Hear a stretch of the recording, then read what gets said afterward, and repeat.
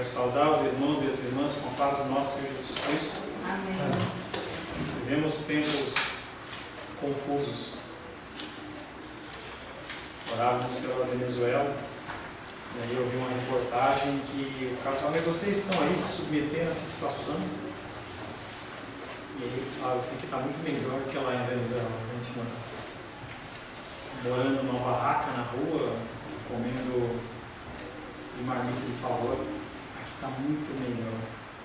Outra situação que eu vi essa semana, não sei se foi no Rio de Janeiro, em que parte do Brasil foi, em que um policial militar ele reagiu a um assalto. E aí, quando ele reagiu ao assalto, ele matou 1, 2 ou 3 assaltantes. E aí a declaração de uma senadora: antes ele não tivesse reagido ao assalto, pelo menos seria só uma família chorando em vez de 3. Olha isso. A mulher ela preferia que o soldado tivesse morrido. Ela não falou claramente, mas está inserido no que ela falou. Que era melhor que o policial militar tivesse morrido, porque somente a família dele estaria chorando em vez de 3 bandidos. E a gente fica olhando para essas coisas, parece que nós estamos vivendo um mundo estranho, né? Cenas têm pipocado na internet a respeito da intervenção no Rio de Janeiro, em que as pobres crianças têm sido revistadas. E aí eu só posso lembrar, lógico que não é uma situação confortável, mas eu só posso lembrar daquelas situações muçulmanas em que os jovens, as crianças, elas têm aqueles coletes de bomba e elas vão ali no meio como se não tivesse nada e deflagram aquela bomba e aquilo explode. Aquelas crianças, elas são aliciadas pelo tráfico, não todas, claro que não todas, mas uma parte delas são. E é difícil para um policial, para um militar que está ali no meio daquele lugar ali, não estar olhando para qualquer situação como uma situação de risco, em que uma criança daquela idade sim pode carregar uma arma automática, uma pequena arma automática e matar uma sequência de policiais, de militares. Nós vivemos tempos em que as nossas orações elas têm que ser intensificadas. A nossa arma ela é uma arma espiritual e nós temos que entender que a nossa função é agir. Como a Débora orou, nós temos que não só ficar comovidos, mas nós temos que agir. E a nossa ação é oração. Nós temos que agir em relação a isso, colocar nas nossas pautas de oração esses temas, coisas que nós estamos vendo nos jornais, estamos vendo na mídia. Nós temos que separar um tempo de oração para esse tipo de coisa. Não é só a minha necessidade, o meu trabalho, a minha limitação. Não, nós temos que olhar pelas situações que nos rodeiam. Estamos trabalhando dentro do tema de santidade, sem a qual ninguém verá ao Senhor, o tema sobre crescimento. Já falamos sobre o preço e começamos a falar sobre o crescimento espiritual, algo que as pessoas não se preocupam, pelo menos no âmbito espiritual. Nós conseguimos identificar na nossa vida quando nós estamos com alguma dificuldade de saúde e nós procuramos conserto.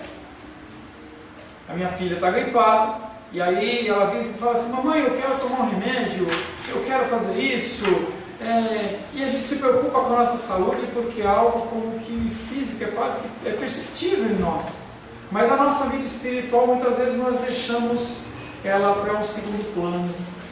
Nós não oramos como devíamos, nós não lemos como devíamos. E nós estamos tratando desse tema. E nós falamos sobre 3 pontos. O primeiro ponto é a realidade do crescimento. Sim, existe um crescimento espiritual. Nós tratamos no primeiro domingo. No segundo domingo, no domingo passado, nós falamos sobre o crescimento da graça. E nós falamos que crescer da graça nada mais é do que você crescer dentro da ação, da manifestação do Espírito Santo de Deus. E não é eu falar em línguas, não é eu pular, não é eu rodar, eu não tenho nada contra isso, mas é muito mais do que isso. É nós manifestarmos o amor. E nós falamos, eu acabei de falar antes da gente iniciar exatamente sobre a nossa oração. E nós orarmos por temas como esses que são levantados. Se você se predispor um dia, venha nas quartas-feiras para orar conosco. Nós não vamos fazer oração por você, nós vamos orar por várias coisas. Aqui nós temos um tempo de oração, nas quartas-feiras, das 8 às 9 horas, exatamente por esses temas, por coisas que são dentro do âmbito atual. E oramos também pelas vidas. A nossa ação, ela é importante. E essa manifestação do fruto do Espírito, o primeiro deles é o amor, e o amor é a preocupação com o outro, em vez de si mesmo. Nós falamos que a fé, ela cresce, que é importante ela crescer, é importante nós crescermos em graça, e conforme nós vamos crescendo, o que acontece não é que as nossas vestes elas ficam mais limpas. Nós começamos a olhar para as nossas vestes espirituais com uma ótica diferente, e nós conseguimos ver o grau de sujeira que está em nós cada vez mais de uma maneira apurada. E na semana passada eu dei o exemplo, inclusive, da gráfica que nós tínhamos, em que o nosso olho, naquela época em especial, era muito mais apurado em relação a qualquer erro, qualquer falha que tivesse aqui naquele texto. E nós temos que desenvolver essa habilidade, essa acuidade espiritual para nós olharmos em nós, não no outro, em nós, não no outro, em nós e não no outro, o que nós estamos fazendo de errado e nos corrigirmos. Nós falamos que o crescimento na graça é a melhor evidência da saúde espiritual. As pessoas elas se preocupam com a sua saúde, elas se preocupam com a sua prosperidade financeira, mas não se preocupam com a prosperidade espiritual. Quando não há crescimento, algo está errado. Eu, dentro de aconselhamento, eu me identifico rapidamente quando uma pessoa está saindo do caminho. A pessoa está lá, firme, já contei esse testemunho para algumas pessoas. Um jovem chegou para mim e falou assim: pastor, eu quero ser aconselhado. Falei, tudo bem, vamos trabalhar. Passa um tempo, falta, chega atrasado, chama atenção, não gosta, para de vir. Pastor, preciso voltar. Vamos voltar. Começa empolgado, aí vai, cansa, para. A última vez que esse jovem me contatou foi no ano passado, e ele falou: pastor, meu coração está ardendo. O que está acontecendo, meu irmão? Você está com problema de coração? Vai embora? O que é? Não, meu coração está ardendo por voltar para o discipulado, para o aconselhamento. Eu falei, mesmo? E as outras 2 vezes não estavam? Não, mas essa está mais. Eu falei, então tá bom, vamos começar de novo. E fomos de novo. E aí começa. E aí o que acontece é que a palavra vai confrontando, a palavra vai pressionando, a palavra vai apertando, e a pessoa começa a ficar incomodada, aí acha um compromisso, não dá para ir, chega atrasado, parei, cansei, não quero mais. E aí eu me lembro daquela parábola de Jesus Cristo, que fala que quando a semente ela cai no espinheiro, por mais que ela faça força para crescer, as lutas, as dificuldades, as tribulações, elas meio que enforcam a pessoa, e a pessoa não consegue lutar contra isso. Falamos que o crescimento na graça, ele agrada a Deus. Que coisa maravilhosa. Seres pecadores, imundos como nós, pequenos, míseros seres, nós, quando agimos com graça, quando nós crescemos na graça, nós agradamos a Deus. Deus fica feliz. Que coisa, né? Imaginar esse Deus que criou todas as coisas, aquele Deus que subsiste nele mesmo. Quando ele vê nós agindo com graça, ele se alegra. E nós lemos na semana passada em Hebreus 3,16 que a prática do bem faz com que Deus se compraze, se alegre. Tema semelhante ao qual ele usou com Jesus Cristo. Este é o meu filho amado, em que eu me comprazo, em que eu me alegro. Quando você pratica a graça, o Senhor ele também se compraz de você. Finalizamos a semana passada falando que o crescimento da graça não é apenas uma coisa possível. É uma meta inatingível, não. O crescimento na graça ela é obrigatória, é mandatória de Deus. Nós temos que buscar o crescimento na graça. É minha responsabilidade, é sua responsabilidade ter compromisso, ter zelo, ter uma meta, uma forma, um jeito de trabalhar de tal maneira que você consiga crescer na graça, se dedicando mais à oração, colocando como uma prioridade, escolhendo os seus tempos de oração, não no fim do dia necessariamente, em que você vai estar cansado, abatido, nem mais uma energia, de manhã, primeiro horário, lava o rosto, vai ler, vai orar, mas eu não consigo, luta, batalha, guerreia. E o Senhor Ele vai nos dando graça, graça, graça, para nós conseguirmos crescer na graça. Porque nós não conseguimos por nós mesmos. As coisas do dia a dia nos envolvem e nós somos envoltos por ela e nós dedicamos muito mais em relação às outras coisas. Negligenciar o crescimento espiritual, além de tudo, ele entristece o Espírito Santo. Da mesma maneira que a manifestação da graça através das nossas vidas alegra o coração de Deus, também, quando nós não fazemos, nós entristecemos a figura do Espírito Santo. Falamos que o crescimento ele é necessário. Falamos sobre as formas de crescer e agora vamos falar sobre as marcas. Como que você identifica? Como você identifica? Essa semana eu estava lá conversando com a Shirley e aí ela falou para mim assim, que quando ela estava na escola, na faculdade, nas escolas, ela não trabalhava por nota, e sim para o aprendizado. Mas a nota é uma forma de outros nos avaliarem. Nós temos que saber que há formas de nós nos avaliarmos. Será que o meu esforço ele é suficiente? Será que a ação que eu estou praticando ela é completa?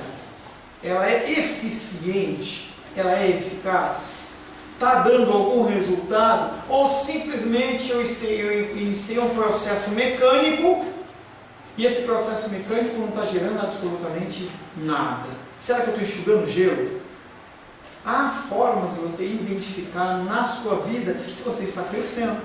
Talvez não crescendo do nível que você gostaria, mas você está crescendo.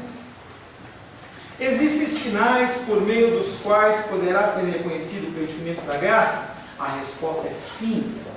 Entenda que somos juízes muito deficientes de nossa própria condição espiritual, em especial quando nós usamos como padrão o outro. Não use como padrão o outro. Não use como padrão o outro. O outro não é referência. A única referência plausível chama-se Jesus Cristo. Se você vê uma construção e uma pessoa que está levantando um muro, a pessoa, o pedreiro, um bom pedreiro, ele não confia simplesmente no olho dele e fala assim, realmente está retinho. Quando eu ia colocar essa cruz aqui, eu falei, vou fazer uma medição assim, a Rô falou assim, cuidado, senão você vai fazer uma medição errada e no final das contas a cruz vai ficar torta. Nós temos que ter um padrão. Nós temos que tomar cuidado com o padrão que nós escolhemos. Nós somos juízes muito deficientes da nossa própria condição espiritual. E como que eu vou saber então se eu estou crescendo ou se eu não estou crescendo? Se eu estou crescendo numa medida correta ou não? O meu próximo. O meu próximo vai olhar para mim e vai falar, você realmente está falando e você está praticando. Você fala de amor e você realmente manifesta amor. Você fala de mansidão e eu percebo na tua voz um tom manso. Você fala de paciência, fala de longanimidade, é a mesma coisa, sinônimo. Mas eu não reparo em você toda essa paciência, não. Quando eu pergunto para você 2 vezes, você já explode. Vou ter que falar de novo. Aonde está a mansidão?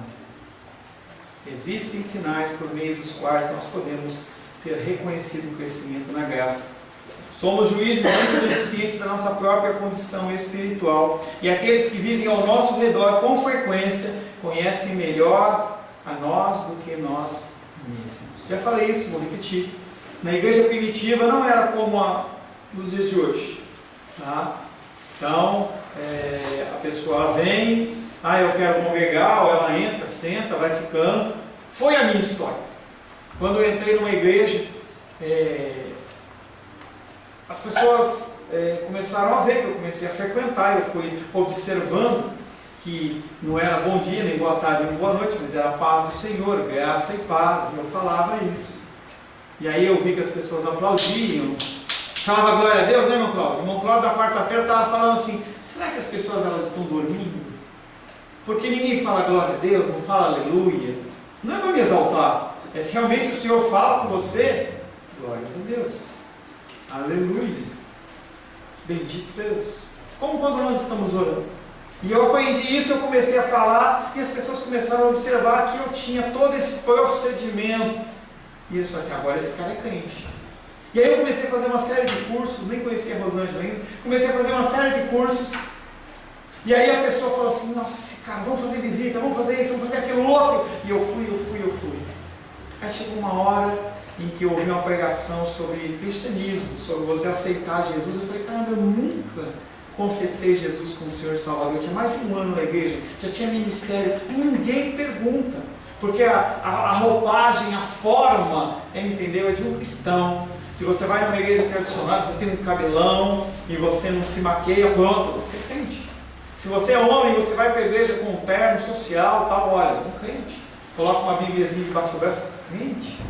E esses padrões, eles são padrões muito fracos, muito fracos. Porém, há certos sinais e características do crescimento na graça, e que sempre que ouvirmos esses sinais, teremos encontrado uma alma que cresce, não que está no crescimento perfeito. Entenda que esse crescimento perfeito, essa estatura perfeita, ao qual nós temos como padrão Jesus Cristo, você não vai atingir aqui. Você não vai ter o amor de Cristo 100% aqui na terra. Você não vai ter a benignidade, a bondade, a temperança, a longanimidade, o domínio próprio. Você não vai ter isso na medida de Cristo. O que acontece é que cada dia nós nos aproximamos de Deus. Estou com uma brincadeirinha com a Diene, que nós conseguimos, pela graça do Senhor, a consulta dela para o início do tratamento. Ela vai assistir a hora da risada. Dia 7, e aí ela manda mensagem para mim, pastor, está chegando. Aí eu falo para ela, menos um dia. Entenda que você não vai ficar igual a Cristo, mas cada vez você se assemelha mais a Cristo. Um dos sinais do crescimento da graça, bem-aventurados os humildes. Lembram? Bem-aventurados humildes, porque deles é o reino dos céus. Um dos sinais do crescimento na graça é o crescimento da humildade. O que é humildade? Humildade é você andar com a calça rasgada. Não os jovens, né? Não, mas a gente. Calça rasgada. Eu sou humilde. Eu uso calça rasgada. Eu não gasto dinheiro com nada para eu ficar bonito, para eu ficar bem. Entendeu? Eu sou humilde. O meu carro vive caindo aos pedaços. Eu ainda coloco um adesivão na traseira dele dizendo a serviço do rei. Eu sou humilde. Será que humildade é isso? Nós já tratamos bastante sobre o que é humildade. Humildade não é isso. O homem cuja alma está crescendo sente mais a própria indignidade e pecaminosidade a cada dia que passa. Você ser humilde é você identificar em si mesmo a sua pecaminosidade, tendo como padrão a palavra de Deus. A cada dia você fala, olha, eu preciso melhorar nisso, eu preciso melhorar naquilo outro. E aí eu tenho a figura de duas pessoas numa história que Jesus Cristo conta. Um publicano e um pecador. Um fariseu e um publicano. O fariseu entra na presença do Senhor e ora, Deus, muito obrigado. Eu não sou como este publicano. Eu jejuo 2, 3 vezes por semana. Eu dou meu dízimo. Eu sou frequente na casa do Senhor. Eu oro. E ele se engrandeceu. E aquele publicano olha para o mesmo Deus, para o mesmo altar e fala, Senhor, tem misericórdia de mim, porque eu sou pecador. E aí Jesus fala que um foi justificado e o outro não. Esse tema é um tema recorrente na Bíblia, que nós estamos vendo em João capítulo 9, estávamos vendo em João capítulo 9, em que na virada de João 9:10, Jesus Cristo fala para aqueles homens, aqueles que são cegos vão ver, mas aqueles que dizem que veem, não enxergam nada. E eu vou falar hoje à noite também, um complemento disso. Aquele que acha que está muito na luz, está em trevas. Aquele que acha que está em trevas é aquele que o Senhor vai levar para a luz. É a condição da humildade. A pessoa começa a olhar para si mesmo e fala assim: eu não sou ou não estou como deveria. É um senso autocrítico, em que a pessoa olha para si mesma e ela não consegue ver a plenitude de Deus e ela se incomoda. Arde, dói, incomoda. Aquele mal-estar. Será que eu sou salvo mesmo? Será que está tudo certo? Será que eu estou andando correto? Edilene, Jó 40, verso 4.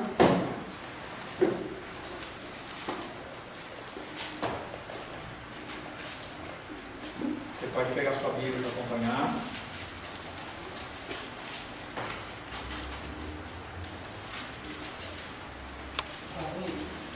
Jó 44. Só um minutinho.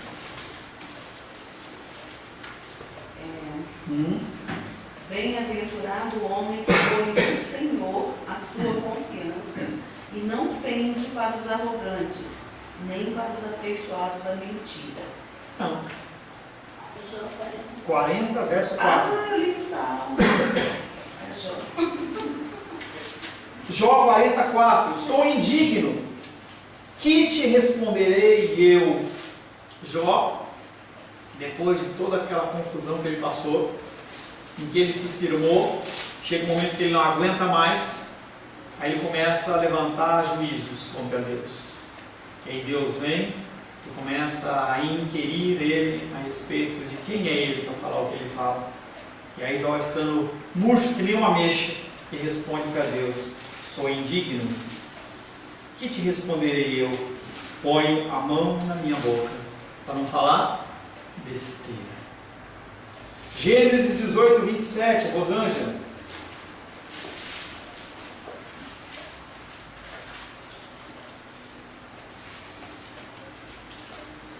Sempre que você for ler, se você estiver ouvindo falar folhas virando, dá uma pausinha para que a gente possa ler todos juntos, tá? Disse mais Abraão: eis que me atrevo a falar ao Senhor, eu que sou pó e cinza. Abraão está lá intercedendo na situação de Sodoma e Gomorra, e ele olha e fala assim: eis que me atrevo a falar ao Senhor, eu que sou pó e cinza. Quem sou eu para entrar na presença do Todo-Poderoso para solicitar algo? Cláudia, Gênesis 32, 10, por favor.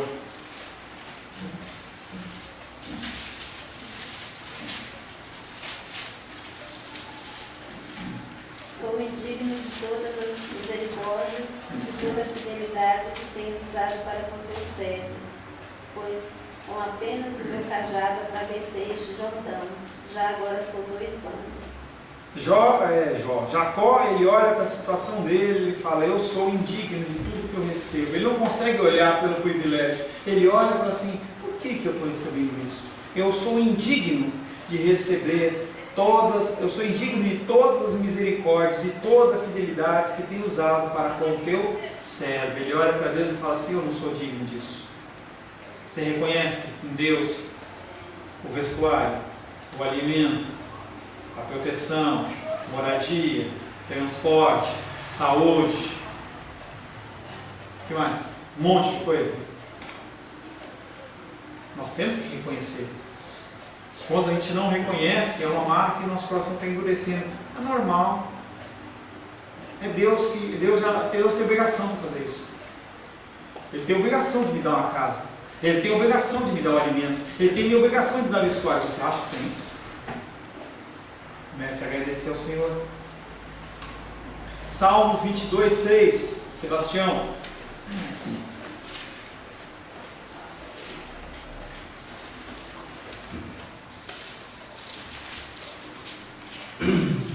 Salmo 22, 6. Mas eu sou verme e não homem, opróbrio dos homens e desprezado do povo. Ah, pastor, esse negócio aí tá baixando a minha autoestima, sabe? Só falando de coisa ruim. Não, esses homens aí, eles deviam ser extremamente pecadores, deviam ser malignos. Esses caras não são salvos, não. O primeiro que nós falamos foi Jó. O segundo nós falamos de Abraão. Depois nós falamos de Jacó. E agora nós estamos falando do Salmos 22:6, Davi. Aquele que é chamado da menina dos olhos de Deus. Opa, então o padrão é esse, né? É esse. Salmos 22:6. Eu sou um verme, não um homem. Eu sou opróbrio, faço vergonha. As pessoas olham para mim e ficam com vergonha, nojo. É algo do tipo assim, as pessoas estavam com lepra, não pode chegar perto. Na época de Cristo e no Antigo Testamento, quando era detectado lepra na pessoa, e lepra não é simplesmente a lepra, hanseníase. Lepra eram enfermidades de pele. E tinha todo um padrão. Você olhar lá em Levítico, por exemplo, você vai identificar. E aí quando a pessoa ela era identificada com aquela enfermidade, ela colocava um sino no pescoço, não é aqueles de vaca, sabe? Para que quando ela estivesse chegando, as pessoas identificassem. E quando ela estivesse chegando no povoado, ela mesma gritava: imundo! Estou chegando. Imundo! E as pessoas... O salmista fala: eu sou opróbrio do povo, dos homens, desprezado do povo. Eu sou perante o Senhor como um leproso. É o que Davi está falando. Isaías capítulo 6, verso 5. Shirley, por gentileza. Isaías capítulo 6.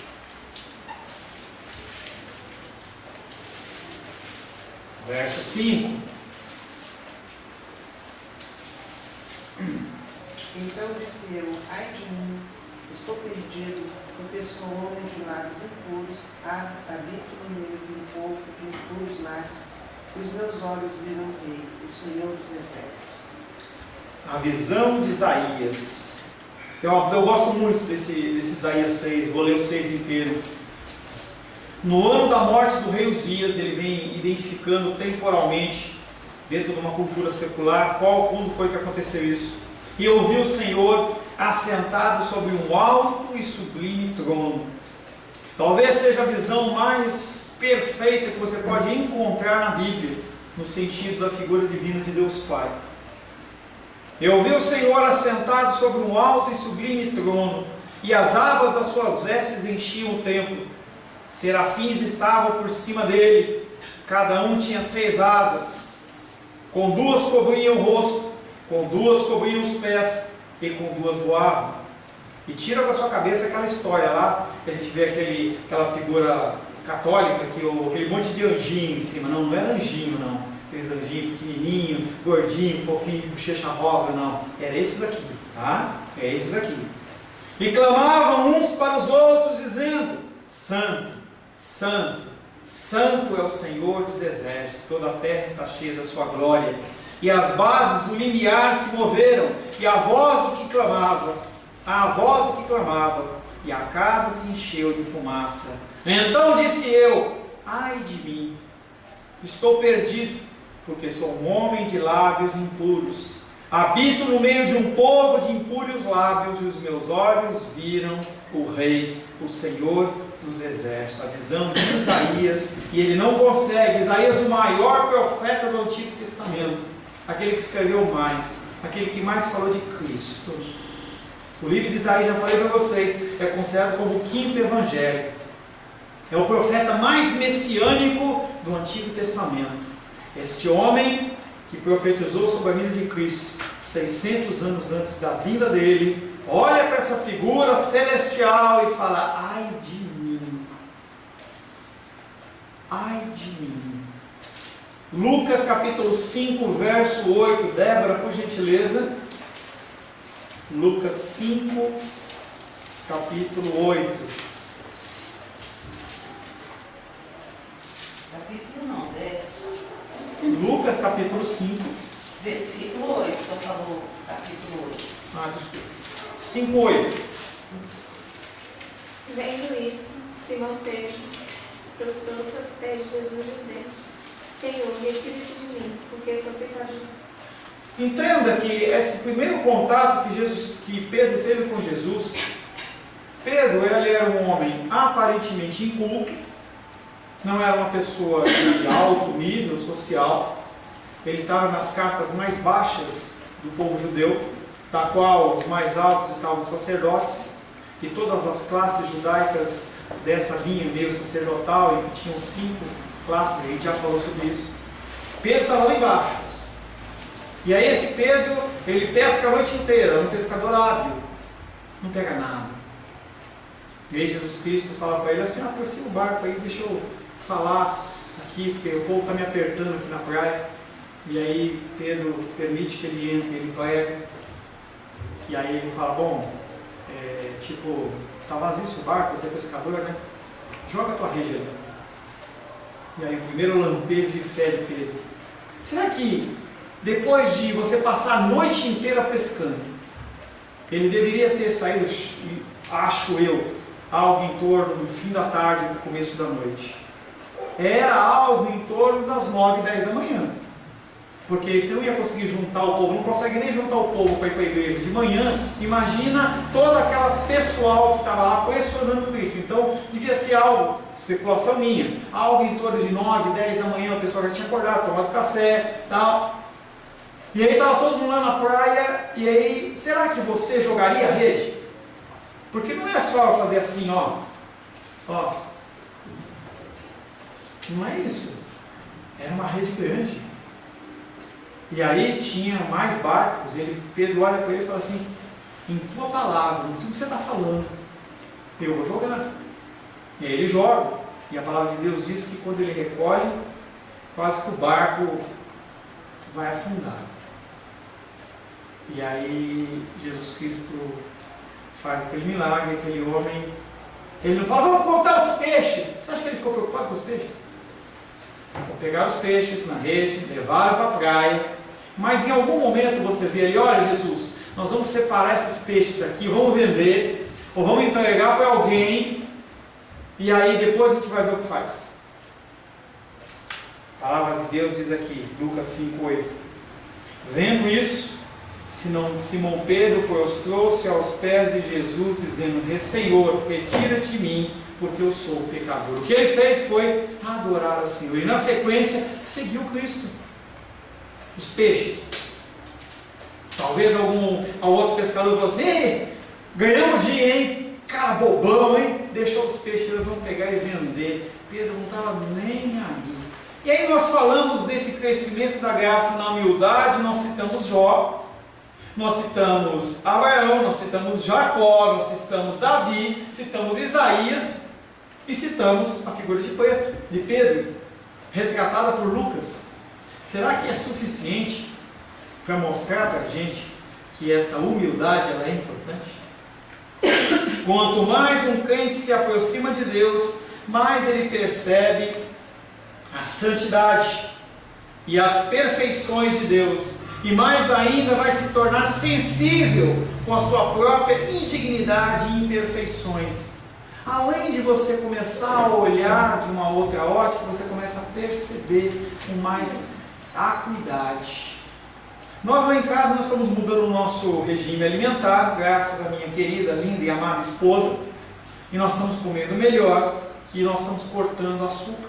Então eu tomava um chá lá melado, entendeu? Você até via, sabe quando você coloca o açúcar no negócio, você até vê aquele caldo assim, entendeu? Era ele. E aí a Rô foi tirando, eu falei: Rô, para! E ela parou de colocar. E aí nós temos realmente reduzido o açúcar. É lógico que sábado e domingo eu abuso, né? É caixa de bis e tudo mais, né? Mas de segunda a sexta, ou de segunda a sábado, no começo, eu corto. E aí nós saímos para jantar, e aí o cara chegou para mim e falou assim: você vai beber o quê? Eu falei: um guaraná, só com gelo. Coloquei aquilo na boca, aquele doce, dá para você identificar o doce. Algo semelhante numa época que eu fiz um jejumzão, passei de 3 dias de jejum, e aí quando eu fui sair do jejum, eu adorava aquela Ana Maria Puma.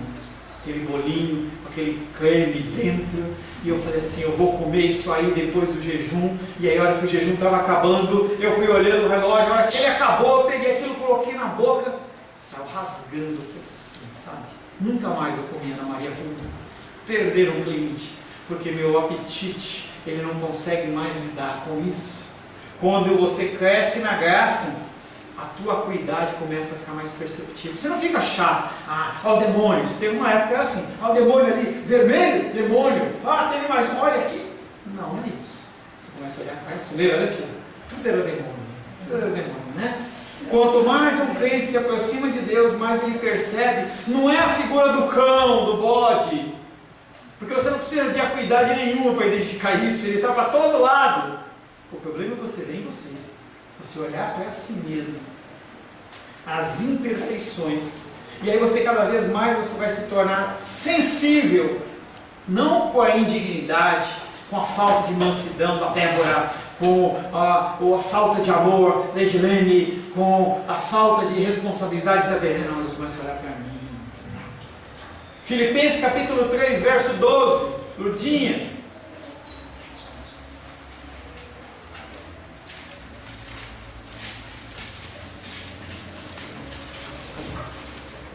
Filipenses 3,12.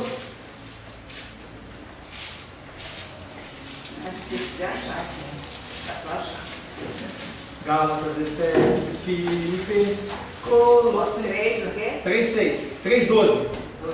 3,12. Não que já tenha alcançado ou que seja perfeito, mas prossigo para alcançar aquilo para o que fui também preso por Cristo Jesus. Quem escreveu? Paulo, para a igreja de Filipos, os crentes da igreja de Filipos. E aí ele fala assim, eu não estou assim, desse jeito que eu gostaria, eu não estou perfeito. Não que eu tenha já recebido ou já tenha obtido a perfeição, mas prossigo para conquistar aquilo para o que também fui conquistado por Cristo Jesus. Caminho em direção ao alvo. O apóstolo Paulo olhava para si, e muitas das pregações dele, ele falou assim, eu falei isso com o povo, mas isso eu não vivo. E a gente desmistifica aquele negócio do réu de púlpito, como se tudo que eu tivesse que pregar eu vivesse. Isso não existe. Isso não existe, gente. Não existe. A pessoa, ela peca em algum grau em relação àquilo que ela está falando, sempre. É por isso que a palavra, ela nos confronta, ela nos transforma e nos muda. 1 Coríntios, capítulo 15, verso 9. Segunda mais uma chance, vou dar para você, gente. 1 Coríntios 15, 9. Espera aí, hein? 1 Coríntios, capítulo 15, verso 9.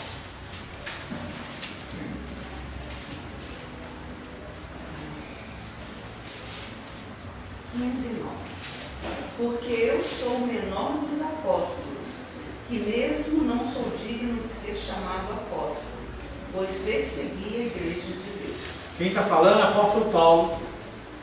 Depois de Jesus Cristo, no Novo Testamento, é o cara mais importante, o que mais ensinou, o que mais criou a igreja. Ele olha e fala assim, eu sou o menor, porque eu lembro ainda do meu passado que eu perseguia. Efésios capítulo 3, verso 8. Rosângela, eu vou estender um pouquinho esse módulo, depois a gente reduz o outro, tá? Só para finalizar esse raciocínio aqui, tá? Efésios 3, 8.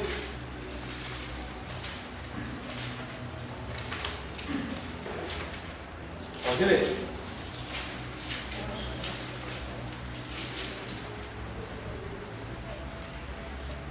A mim, o melhor de todos os santos, me foi dada esta graça, de pregar aos gentios o evangelho das insondáveis riquezas de Cristo. Pastor, aquilo que ele falou lá, que ele era mais pecador, tal, foi uma época. Naquela época, ele não estava totalmente convertido. Aí ele vem de novo e diz, eu falei, cadê Efésios 3, 8?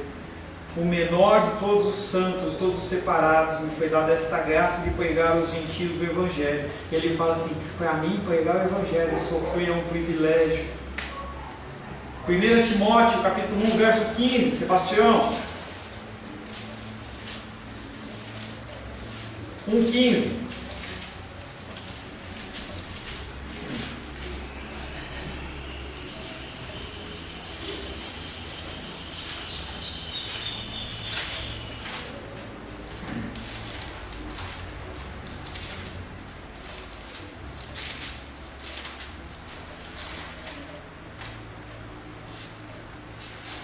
No 15. 1,15.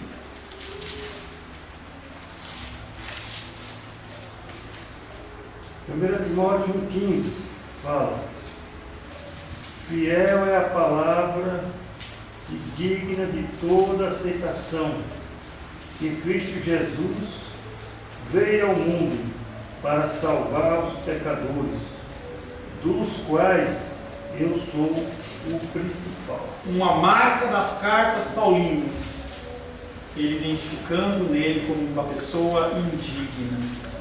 Quanto mais maduro para a glória estiver um crente, ele fica semelhante ao milho maduro. O que acontece com a espiga, com o milho, quando a espiga vai ficando mais madura?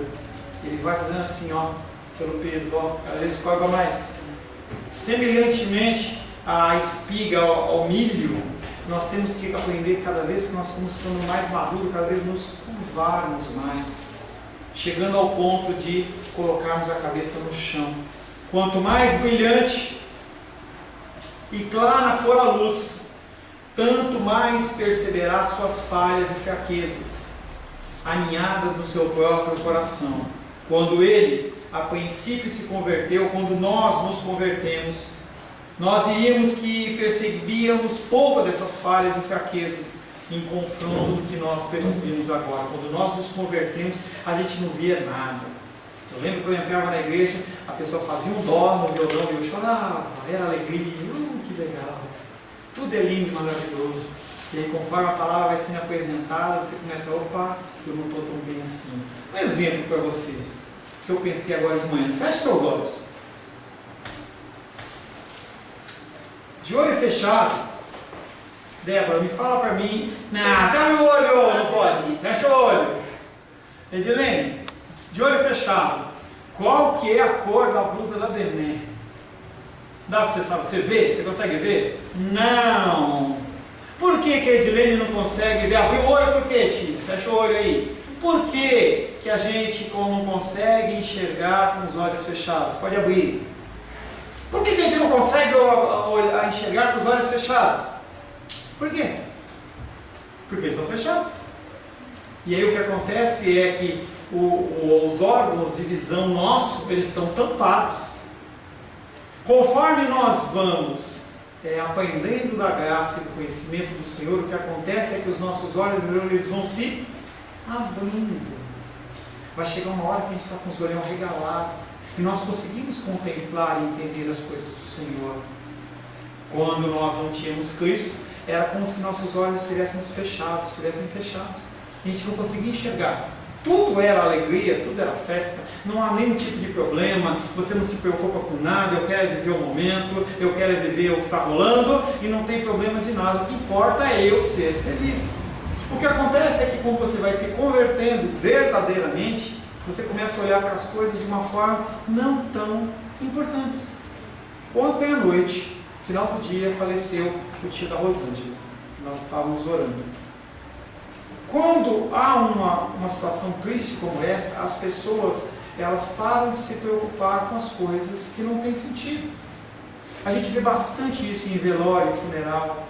Toda vez que eu vou ministrar, que eu vou fazer um ofício fúnebre, eu vejo isso. As pessoas que vão querer ver o morto são pessoas que deveriam ter demonstrado o amor, o carinho, a atenção enquanto estava vivo. Mas aí não fez isso na época que estava vivo. O que a pessoa vai no velório? Grande parte, não todos. Uma parte vai o quê? Prestar os respeitos ao morto. Mas por que não fez isso em vida? Não deu tempo. Eu tinha outras coisas para fazer. Eu estava com compromissos.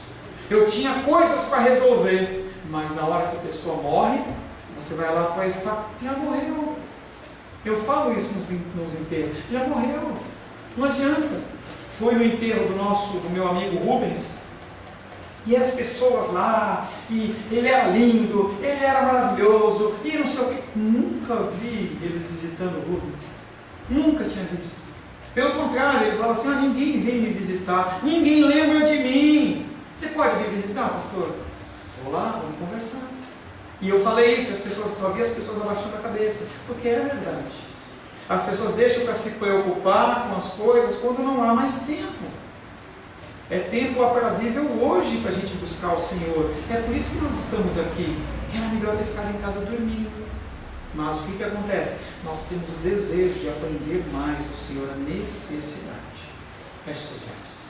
Senhor, em nome de Jesus, agradecemos a Ti pela ministração da Tua palavra, por esse primeiro sinal, Pai, essa primeira forma de nós identificarmos, Pai querido, o crescimento espiritual, a humildade. O Senhor que era manso e o Senhor que era humilde de coração. Nós temos que andar, caminhar, buscando, Pai querido, a direção. E nós precisamos crescer em estatura e graça. Nos ajuda, Pai, cada vez mais nós abrirmos os nossos olhos para vermos os pecados do nosso ser, mas não só vermos, mas também procurarmos mudança e transformação. Para isso contamos com o Teu Espírito Santo nos ajudando, em nome de Jesus. Amém. Glórias ao Senhor.